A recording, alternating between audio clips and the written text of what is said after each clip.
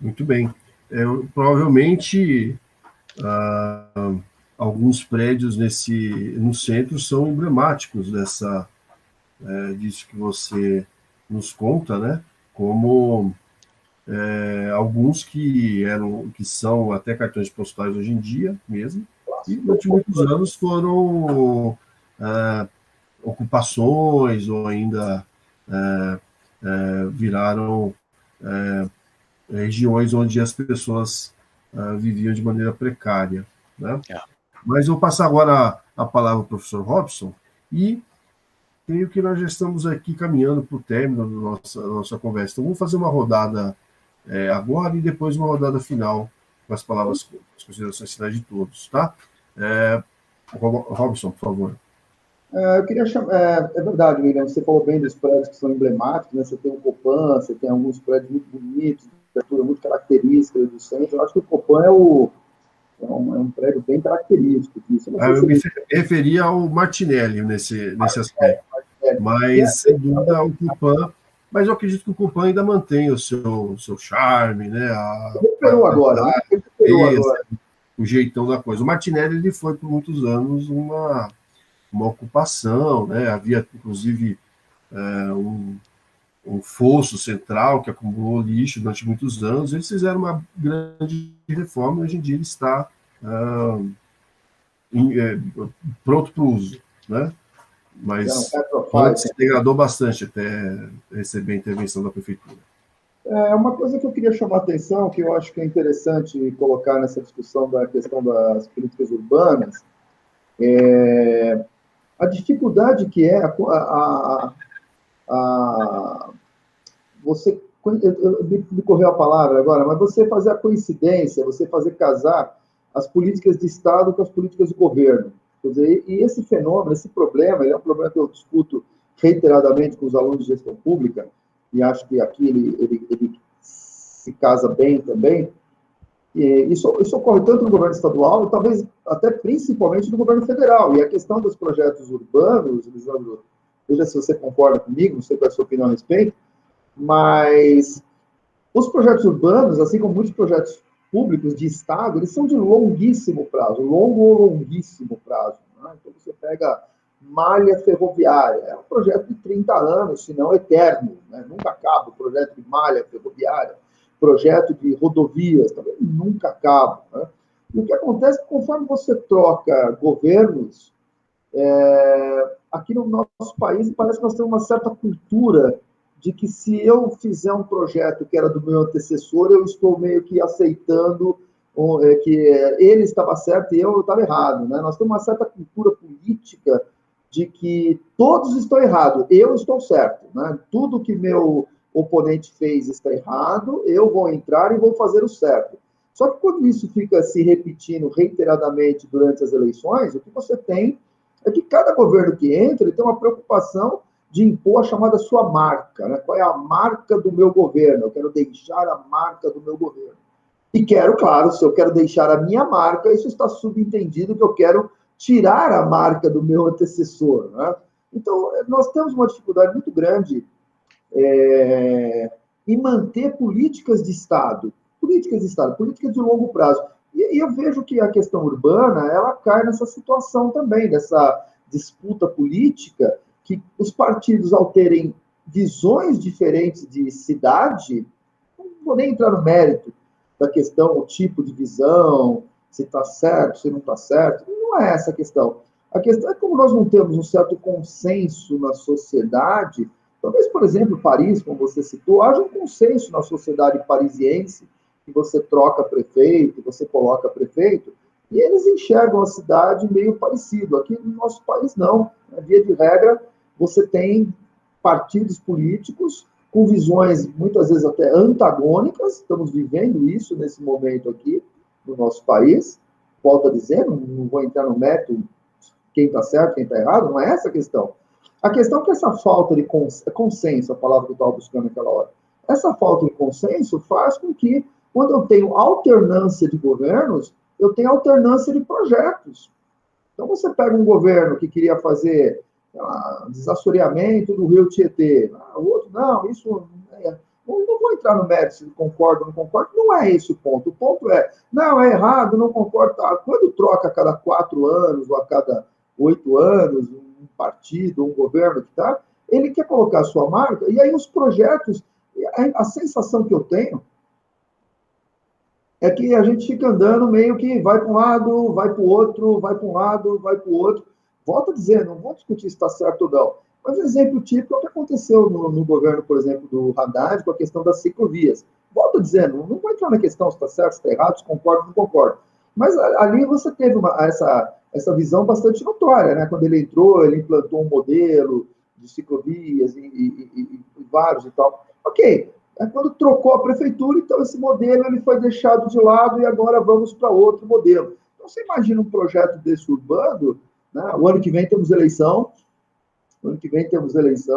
né? E vamos ter outro governador, e acho que não tem para prefeito o ano que vem, tem para prefeito também, não é outro, né? O prefeito acabou de ser. Então você imagina que se esse projeto não ficar pronto até 2024, se bem que o Covas está assumindo agora, né, o segundo mandato dele, aí o novo prefeito, será que ele vai querer esse projeto? Quer dizer, será um prefeito que vai querer dizer, não, eu terminei essa obra que foi do Bruno Covas e tal, ou ele vai querer pôr a marca dele, não, esse projeto, não sei o quê. Então, essa é uma preocupação que eu tenho, e, sinceramente, essa é uma coisa que eu tenho pensado muito nos últimos anos, como gestor público, como cientista político, né? E a única solução que eu vejo para isso, que é o que eu costumo colocar, e aí é a minha opinião, é que essas coisas que são decididas no poder executivo, elas devem ser consolidadas no poder legislativo. Quer dizer, aí é uma visão minha particular. Né? Então, o que eu enxergo? Eu só consigo ter projetos de Estado quando esses projetos de Estado eles são consolidados e aceitos, por exemplo, na Câmara dos Deputados. De uma grande maioria de deputados, de forma que, se eu trocar de partido de quem é o presidente da República, aquele partido também tinha assinado aquele projeto.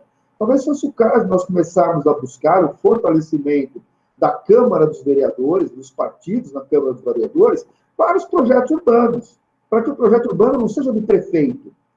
Claro que é o prefeito que vai implementar e vai submeter e coisas do tipo, né? Mas enquanto nós não tivermos realmente uma base partidária, incluindo, claro, onde você tiver extremos, isso fica difícil, óbvio que sim. Mas se você não tiver um projeto urbano que ele tenha um respaldo positivo na Câmara, e que ele não foi aprovado apenas porque o prefeito conseguiu forçar a barra, eu não estou dizendo que foi esse o caso, não conheço, não estou dizendo que foi esse o caso. Mas nós temos visto isso, eu que acompanho bastante, principalmente projetos estaduais e federais, quando um governo vai por um projeto, como o atual governo, por exemplo, e os outros também, não é muito diferente, né? Ele corre, ele força a barra com a base eleitoral, e aí faz lá as suas tratativas, e aquele projeto, então, é aprovado. Mas ele é aprovado na base ok, passou, né? Não é que nós abraçamos esse projeto e é um projeto assim. Então, enquanto nós não tivermos esse consenso, e por que eu falo da Câmara dos Vereadores, do Poder Legislativo e não do Executivo? Porque é lá que está a voz popular, né? Esse consenso da população, ele tem que estar representado nas câmaras legislativas. Então, os vereadores, eles têm que ser os representantes da população no município, e aí, então, esse é um projeto, tá certo? Então, vai ser feito por esse prefeito? Vai. E eu quero que esse projeto perdure por 15, por 30 anos. Então, pessoal, nós somos oposição, mas se eu entrar lá também, eu quero uma pitada política desse projeto. Eu quero que também tenha a minha cara. Né? Esse consenso do Poder Legislativo, ele vai fazer com que, conforme você tem a troca dos governantes, esses projetos de longo prazo continuem. Senão nós vamos ficar eternamente tendo governantes que ficam implantando a sua ideia, né? Então, me preocupa, quer dizer, esse é um projeto do Dória, não, é do Bruno Covas. Começa por aí, né? Se é um projeto do governo do Estado que afeta diretamente a prefeitura, poxa, então, mas é um projeto do governo do Estado? Porque tem tratativa de esgoto, isso é estadual e tal. Mas cadê o papel fundamental da Câmara dos Vereadores? Quem me garante que em 2024, nós estamos em 21, 22, 23, em 2024, um prefeito que seja de oposição, por exemplo, não vai querer mudar isso, esse tipo de coisa. Então, esse consenso que me preocupa dos projetos de longo prazo. E aí a questão dos planejamentos urbanos, talvez essa seja um pouco a resposta, Lisandro, à sua dúvida, né? Como é que o Brasil chegou nisso? Como é que o Brasil chegou nisso? Então, cada prefeito, cada governador vem impondo os seus projetos e deixando a sua marca. Só que a sua marca é a sua marca, né? O que você acha? O que eu acho, professor Robson, eu concordo com o que você colocou, né? Mas no final, quando a gente pensa nessa questão das marcas, e isso infelizmente é uma característica da política brasileira, não só do esse período recente de democracia, né? Se a gente olhar lá atrás, a gente vai ver os mesmos vícios. Por que esses projetos não dão certo? Não é porque você tem alternância de poder, mas porque a qualidade do projeto é ruim, né? Eu vou pegar aqui novamente. Por que a Nova Luz não deu certo? Ela já era natimorta, né? Por que o Largo da Batata ele ficou muito aquém da sua proposta inicial? Porque ele era natimorto, né? A questão que você colocou, por exemplo, das ciclofaixas, né, do que foram iniciadas aí na gestão do governo Haddad, a gente percebe que ela tem uma perenidade maior, porque ela já de fato uma demanda da sociedade, né? O governo Haddad, como a gente, acho que isso é um consenso, no processo de implementação houve vários erros, erros de planejamento, erros da própria construção da ciclofaixa, mas a demanda da sociedade por alternativas de mobilidade, ela permanece, né? Então, a minha visão de por que determinados projetos florescem e outros não, é porque, infelizmente, a qualidade de vários deles, especialmente aqui no Brasil, ela é muito ruim. E porque ela tem um interesse eleitoral. Eu vou dar um exemplo para vocês que vocês vão se lembrar. Projeto Singapura. Existia alguma intenção que aquele projeto resolvesse de fato o déficit habitacional da cidade de São Paulo? Exatamente que não. Por que ele não deu certo? Ele já era natimorto. Essa é a minha concepção. Bom, que os projetos são ruins, concordo contigo, né? Tem acompanhado projetos e o Brasil tem um déficit. Aliás, estamos reiterando, né, a lembrança que o professor William fez, nós estamos com um curso de pós-graduação em gerenciamento de projetos no Instituto Federal, gratuito, com as inscrições abertas, participem. Todos que estão nos assistindo. O que eu queria sugerir, e aí aproveitando o gancho que você colocou, professor Robson, né, porque a gente está aí, né, nós já somos um pouco mais experientes aí, vocês são hoje professores, estão abrindo aí vagas para um novo curso de pós-graduação na área de projetos. O que é a mensagem que a gente queria passar para essa geração, né? Especialmente para a geração que vai trabalhar em projetos públicos na cidade de São Paulo, né? Essas pessoas precisam entender dois pontos importantes que vão nos ajudar a entender por que nós chegamos onde nós chegamos. O primeiro é o seguinte: a gente falou muito da questão do Estado ou do governo, como se o governo ele fosse assim independente, né? Ele fosse o único, ele tivesse poderes plenos para decidir o que foi decidido. E na verdade, né, o ponto que a gente estava falando lá no começo é o seguinte: a cidade é um organismo vivo e as transformações nessas cidades elas acontecem por mudanças socioeconômicas, que são criadas por interesses. Esses interesses geram demandas para o Estado. Então, no final das contas, se a gente tem as políticas públicas que nós temos hoje, é porque elas foram demandadas por segmentos da sociedade. Não que elas representem a sociedade como um todo, mas geralmente elas vão representar os setores mais organizados. As pessoas que estão ali, né, como planejadores públicos, formuladores de soluções públicas, ou, né, desenhando esses projetos, o que é a minha segunda sugestão? Você entender essa dinâmica, que foi uma dinâmica muito nociva para a cidade como um todo. Primeira, o uso dos espaços da cidade de São Paulo, assim, esse uso descartável, que é o ponto que eu falei da gentrificação às avessas. Então, assim, aquele centro não serve mais, eu vou usar outro espaço. Aí aquele espaço fica velho, por exemplo, a Paulista. A Paulista passou por um processo de deterioração, felizmente, recentemente, parcialmente revertido. Vou para Faria Lima. Da Faria Lima agora eu vou para o eixo do Rio Pinheiros. Então, o que acontece? Aqueles espaços que vão sendo deixados para trás, eles canalizaram infraestrutura pública e que vai ficar subutilizada. E pior, vai demandar e vai drenar recursos da sociedade para a construção de uma nova infraestrutura para esta área nova. Então, esse é um vício que as pessoas que estão trabalhando com planejamentos públicos na cidade de São Paulo precisam evitar. A consequência disso, ou melhor, a motivação dessa questão do uso descartável, que aí se você olha, por exemplo, em cidades como Nova York, né, na área de Manhattan, ou em Paris, ou em Londres, ou em Barcelona, é a reciclagem do espaço público. Puxa, aquele prédio, aquela instalação não serve mais.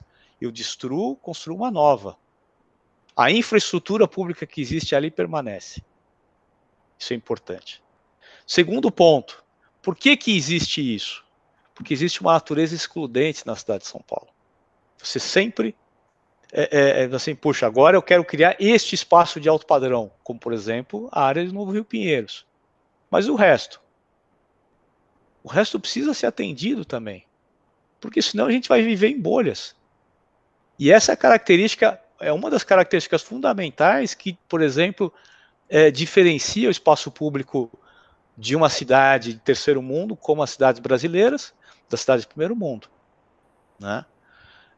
A terceira questão, e elas são todas totalmente relacionadas, por isso que eu estou dizendo, isso aqui não é um problema do Estado, isso aqui, na verdade, é uma demanda da sociedade, no caso aqui, a sociedade paulistana. O eixo disso aqui, a orientação disso aqui durante décadas, foi a orientação do carro. Né?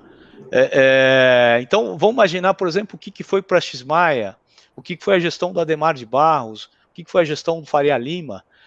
A orientação sempre foi para o carro. Por isso que a gente começou a construir metrô nos anos 70. E por isso que a gente está tão atrasado. Né? Então, no final, é o seguinte, para quem hoje está pensando em discutir projeto, se a gente não repensar esses três problemas que eu falei, a questão da descartabilidade do uso, a questão da inclusão e a questão de mudar a logística, né, o uso do carro para outros modais de transportes mais eficientes, qualquer projeto de urbanização que vier a ser discutido ou implementado na cidade de São Paulo, assim como em outros lugares, vai dar errado. Essa é a mensagem que eu queria passar para vocês hoje. Maravilha, muito obrigado, Lisandro. Então, acho que a gente pode passar aqui para uma última rodada de considerações finais, né? Nós estamos aqui no finalzinho do nosso tempo, então vou começar então com considerações finais aqui do professor Rodolfo. Tudo bem, professor Rodolfo? Tudo bem, William. A consideração final que eu tenho de fazer é realçar a importância desse curso de projetos. Né? A gente sabe que, se não tiver um bom projeto, não vai para frente. E existem recursos externos, realmente, mas que demandam bons projetos. Né? Inclusive a fundo perdido, principalmente a questão de ecologia, a questão de saneamento básico. Então, realçar para os alunos desse curso a importância, do lugar importante que eles estão. E aproveitarem bem isso. Maravilha. Professor Robson. Obrigado pela oportunidade, né? Bem-vindo a todos aqui no vídeo aí da série Vamos Juntos, Lisandro, bem-vindo. Vou te fazer uma pequena provocação, dizendo, será que os projetos são ruins e por isso duram pouco? Ou será que eles são feitos, né? Já se sabe que eles vão durar pouco, por isso eu não me preocupo em fazer muitos bons projetos, né? Certo? Quando você tem os partidos que sabem que aquele projeto não vai durar mais do que 4, 6 anos, por que eu vou gastar tanto serviço em fazer um incrível projeto se depois ele vai, né, vai vir o outro e vai passar por cima? Né? Então, será que é o ovo e a galinha? Será que ele é ruim e por isso ele não dura? Ou será que já se sabe que ele não vai durar e por isso se faz ruim? Né? Não se gasta simplesmente muito recursos, não é? Você se planeja muito uma viagem de 15 dias. Para passar o dia na casa da sogra, você não se planeja tanto, né? Ah, vamos lá e pega qualquer coisa, né? Quando a viagem vai durar 15, 30 dias, aí, opa, vamos pensar bem, né? Se você sabe que é um final de semana, o planejamento é outro. Essa é uma provocação que fica, né? Com a questão da qualidade dos projetos. Mas, olha, eu achei o assunto, assim, super interessante, William. Eu não sei você, mas, para mim, eu já estou instigado para fazer um 2, né? Acho que tem um monte de coisa que a gente podia bater papo aqui com outros projetos, discutir em termos mais amplos o nosso país aí. O Lisandro está mais do que convidado aí para fazer um 2 aí, né? Se ele tiver afim, né? A gente pode pensar isso mais para frente aí, tá bom? Obrigado pela participação.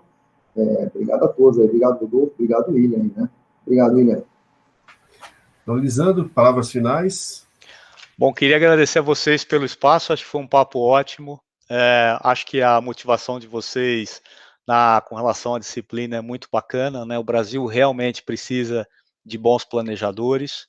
É isso que isso vai fazer diferença não só para a gente, mas para as próximas gerações de brasileiros que virão. Então, estudem bastante, se esforcem bastante e uma dica, estudem a história, especialmente da cidade de São Paulo, porque isso vai ajudá-los a entender os erros de diagnóstico e os erros de planejamento que foram cometidos na nossa cidade, para que as pessoas, para que vocês, né, planejadores, futuros planejadores, não os cometam também.